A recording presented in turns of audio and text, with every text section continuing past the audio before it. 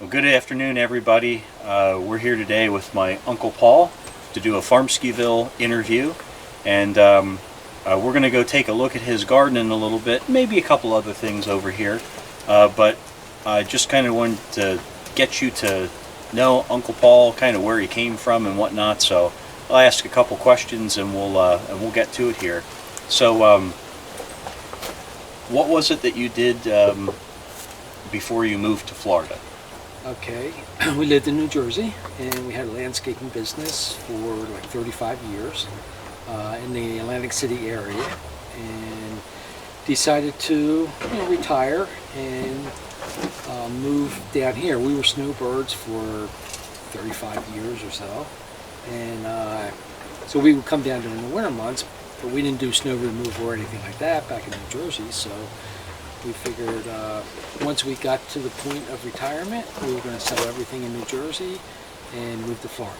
Okay. And that's what we did. Do you remember what year you moved? We officially moved, well, we were coming down every winter, but we officially moved down, it was December of 2014. 2014, Yep. Okay. So how long have you been here now? 6 years, going on 7 years, I guess, or 6 years. 6 years? Six. Yeah, 2014 to 2021. Years, yeah, In in December. Yeah, Okay, December so 15th. how about that? Yeah, time goes fast. It does. And the older you get, the faster it goes. It's true. It is It's true. true. Believe me, it's true. So we're going to look at your garden. Where did you get your gardening experience?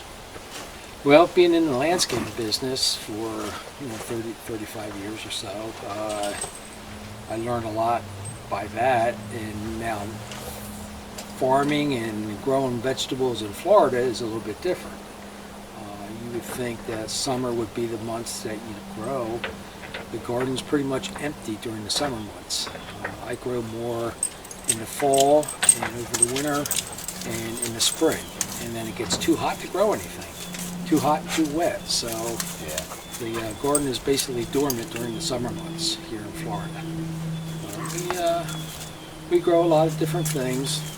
It's mainly just for my wife and I and family and friends. Not getting carried away. I used to grow way too much but give it out free. But now this year I'm learning more of planting in stages. Maybe plant half a dozen kohlrabi or cauliflower or broccoli and stuff like that. Plants that I can freeze or can, like tomatoes, I'll plant extra of those. But Yeah. right now we have a freezer full of tomatoes, so we don't really need a whole lot. But I think I'm still going to have about 15 plants. Okay. Okay. So just a collective of different knowledge over time, really, on the gardening. Yeah, pretty much trial and error. Basically, I That's think the that's name of the game. I think that's your best teacher. I mean, I researched some things, and then just discovered some things on myself, to treat something or do something just by experience. So Okay. a lot of it's just self-taught, I guess you could say. Okay. Well, we're going to turn to and go take a look at Uncle Paul's garden. I hope you enjoy it. The intention here is to kind of start out at the beginning of what would be the common growing season here in Florida, which Uncle Paul talked about a little bit. We might talk a little more about that, and just kind of see every month how it progresses. Correct me if I'm wrong, but I think some people kind of get a start mainly in September. Yeah, I found I started a lot of my seeds, and I'm planting my seeds directly into the ground, and I did a lot in September. I noticed some plants I'll wait till October because it's just still too hot. Yeah. Especially like pepper plants, they do better when it's a little bit cooler.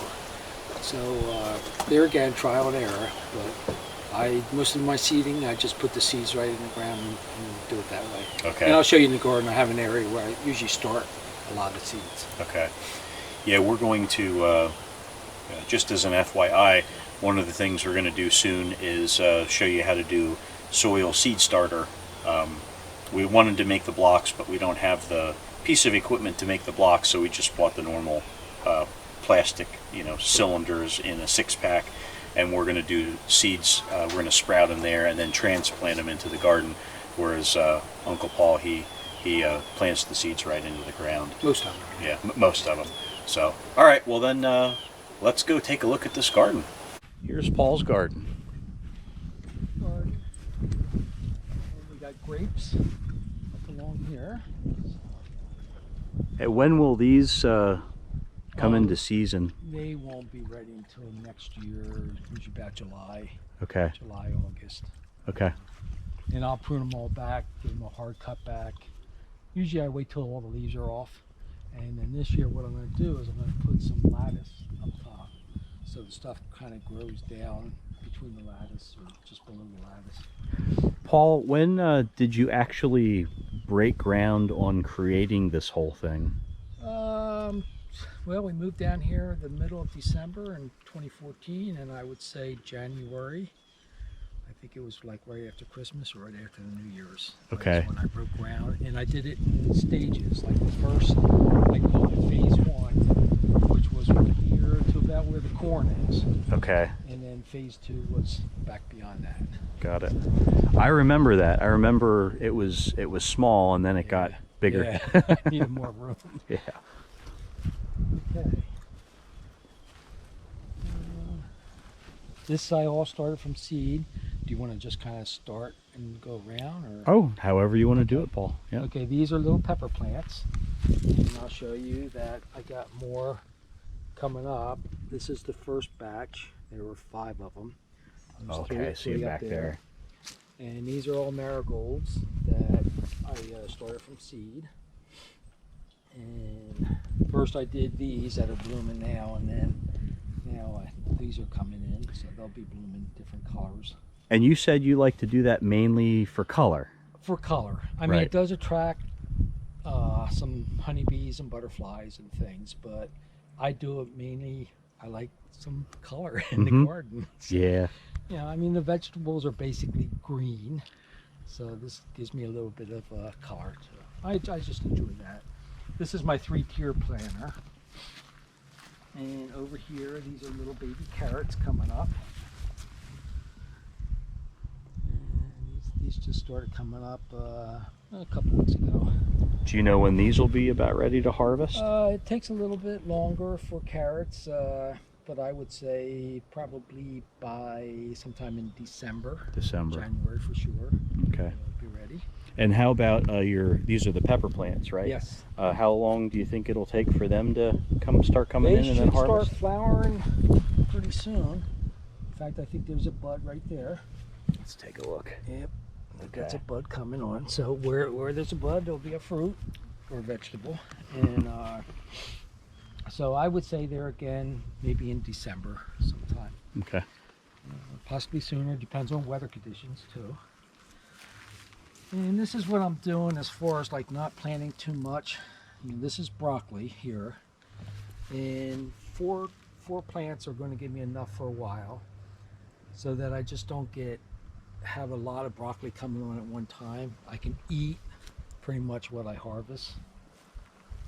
And then what I'll do is I have some more seeds planted, and once they come up in a couple weeks, I'll plant another batch. These will be a lot bigger. And then there'll be, I can show you kind of like where the radishes are. Okay. These will be smaller, so I have a constant harvest of vegetables. That's more marigolds, and that's a sunflower in the corner. Oh, okay. This is kohlrabi. People aren't familiar with kohlrabi. To me, I call them little flying saucers because that's what they look like, flying saucers. And I would say it's a cross between a turnip and a cabbage. You can eat it raw, you can steam it. I make kohlrabi chili out of it. Instead of using hamburger, I'll use kohlrabi. So that's kohlrabi, a couple tomato plants. And then these are all pineapple. Oh yeah, and pineapples. we had a dozen pineapples this year, which were excellent. I mean, I leave them on the vine till they turn yellow, and then I'll cut them and eat them that same day, and they are so much better than what you buy in the store. this is where I stored a lot of my seeds, and these are more pepper plants because we really don't have that many peppers left in the freezer. So Okay. I'm going to have more pepper plants this year and freeze them. And these are some more tomato plants that I need to transplant fairly soon. And I don't know if you can see this right here. Yeah, the eggplant. These are baby eggplant. Okay. And there's 4 of them there.